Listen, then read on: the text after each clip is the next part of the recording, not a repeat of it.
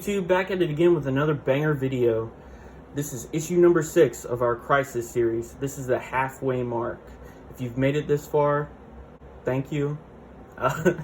If you've made it this far, hopefully you'll stick around for the second half. You see this awesome cover with the anti-monitor on it, called 3 Earths, 3 Deaths. I really love this drawing of the Flash here. That looks referenced. That looks like a figure drawing pose. Psycho Pirate, kind of an annoying character. I mean, he keeps pestering this anti-monitor with, you know, when are you going to let me rule these 3 worlds? When are you going to let me manipulate the emotions of the people living there? So he finally gives in and he's like, okay, I'll give you the power. And he hits him with this blast. Psycho Pirate's eyes, they separate into like 3 pupils. We cut back to the heroes. The satellite that the good monitor lived on, it's being destroyed. And the heroes aboard are all having to save each other.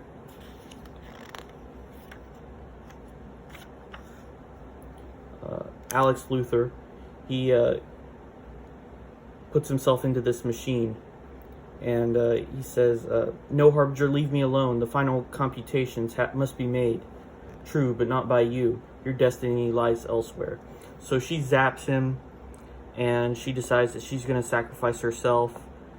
She does feel guilty about killing Monitor, even though she wasn't in control of herself. She was possessed by that shadow creature, but she still feels a little bit responsible.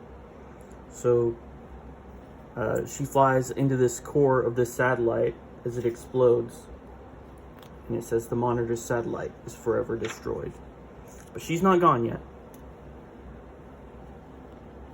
Okay, we go back to Earth 2, and this is where Wildcat, he's still injured. His legs were struck by lightning last issue, and he's like in bed. He's bedridden. We get this woman that was in last issue. She's standing outside the window, listening in on their conversation, and she is related to him somehow. I'm not sure what their relationship is, but she said that, you know, he has inspired her, that she has special abilities that she never told him about, and that she wanted to be on a team with him, and she'll come back later this issue. So Earth 1, we see Lex Luthor, the Lex Luthor we know, is flying through the air, and he gets beamed up to Brainiac's ship. He says, I have a plan I offer you, calculated to make us both rulers of this universe. So that's all we get of this subplot for now, but it'll come back later, of course. Okay, Earth X, a world whose second major war lasted more than 40 years. So this is the world from the ending of last issue. And we see that all the people on this planet, they're not thinking clearly. They're running straight for the antimatter cloud. They're killing themselves, essentially. And that's because the Psycho Pirate is now in control of these 3 Earths, and he's affecting the people's emotions. So the team of good guys, they each think that the other team is the bad guys, of course. This is how it always goes in superhero books. So they have to fight it out until they realize they're on the same team. Dr. Light can suddenly understand everyone now, and I'm not sure if she speaks English, but everyone understands her, and she understands everyone else now. She says, I understand you, but I do not speak English. What happened? Sounds like either the Lex Luthor kid or Harbinger did something to you. One thing's for sure, it'll certainly simplify things. Yeah, it certainly will. And that's kind of convenient writing on this part, and it's never explained. So, whatever. Suspend your disbelief a little bit longer. So Psycho Pirate, he realizes that this is a little bit more than what he bargained for, and it's actually really difficult and painful to control all of these people's emotions. Earth 4, this is the Charlton universe. You're getting characters like Question, Captain Atom, Blue Beetle, Peacemaker, Judo Master. And essentially the same thing is happening here. The two teams meet.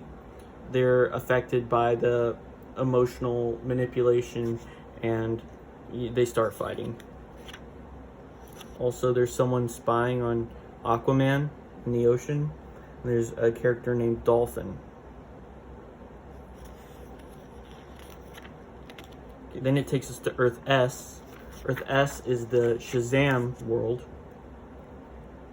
So this is Shazam, aka Captain Marvel. That's a character with a lot of history too.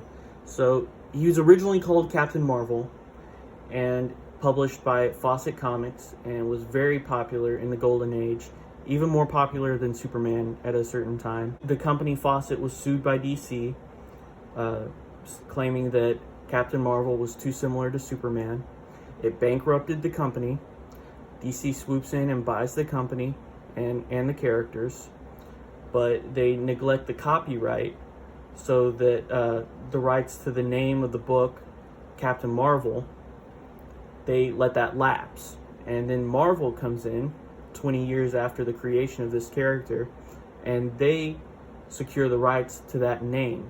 So DC is able to publish books with Captain Marvel in it, but they can't call the book Captain Marvel. They have to call it something else. Marvel now owns the rights to the name Captain Marvel, and they can publish books and have a character named Captain Marvel, which they do. But initially, the character is not a success. It's not very popular. So every couple years they create a new version and try and get this character to work.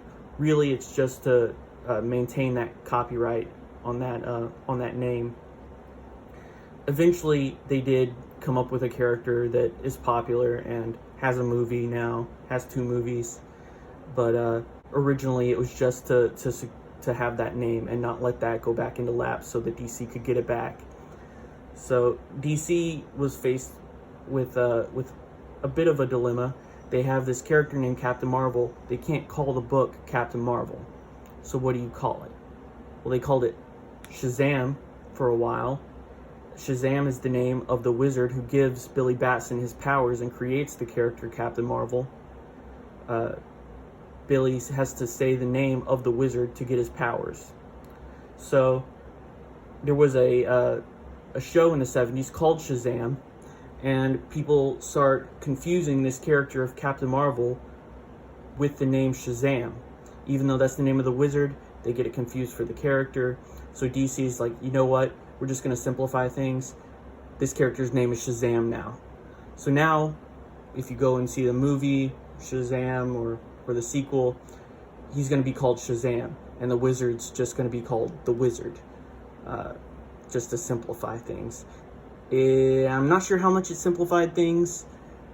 It's still pretty convoluted, and it's really all thanks to companies trying to steal copyrights from each other. Anyway, this is before that happened. He's still called Captain Marvel, and his family is the Marvel family.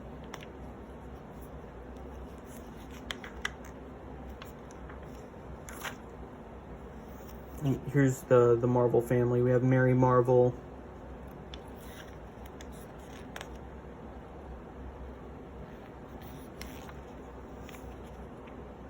people are seeing the image of Harbinger everywhere.